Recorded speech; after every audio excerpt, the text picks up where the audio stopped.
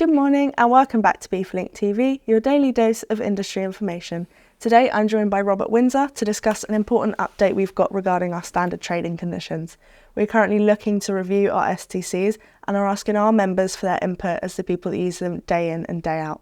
So Robert, thank you so much for joining me. That's okay. The first things first is, why are the STCs being reviewed? It's quite simple.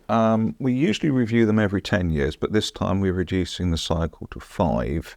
There are two basic reasons. There have been very large legislative changes since they were last reviewed. Obviously, the UK has left the EU, and so there's new legislation to consider.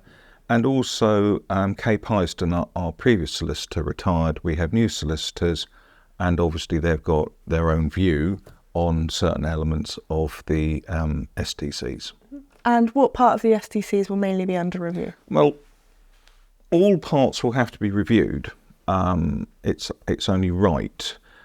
But there are certain clauses which cross my desk more than others. And we would be looking at clauses relative to customs representation in particular.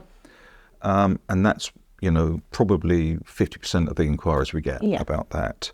The other thing that we're going to be looking at is the questions of limits of liability.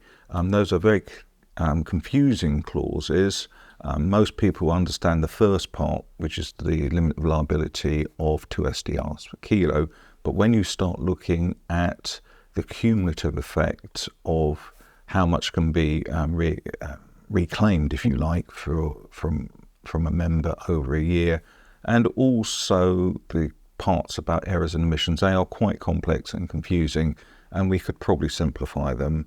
And the other thing which we always keep an eye on is law, and in particular the mechanisms that can be used legally for members to ensure that they get paid promptly. There are lots of clauses in the STCs emphasising, there's no set-off for charges, which is unusual in UK law. It's unique to the freight forwarding maritime industry.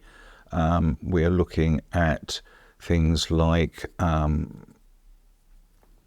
the payment sacks, where you can charge interest and things like that. Some of these are never actually used, but I think it's important that they're in there.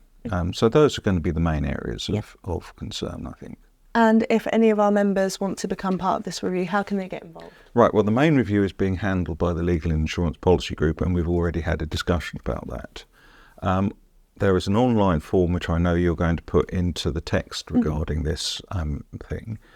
Basically, the review, the consultation from the members' viewpoint started on the 1st of November, which was Friday, and the review will run until the 7th.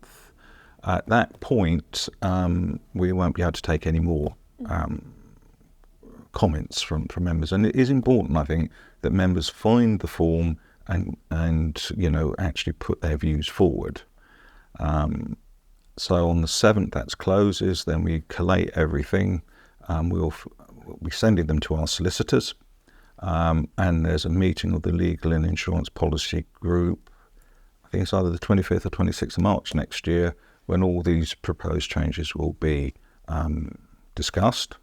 The view would be then to rewrite the relevant parts. Not all the STCs are going to be amended. So we'll rewrite them.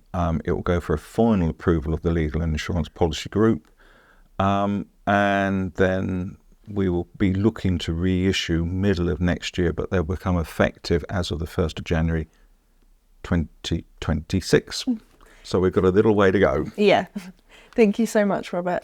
As you did say earlier, this review is running until the 7th of February 2025. So if you do have any comments, please make sure you get involved using the link below. Thank you so much for watching. This has been today's edition of BIFA Link TV, your daily dose of industry information.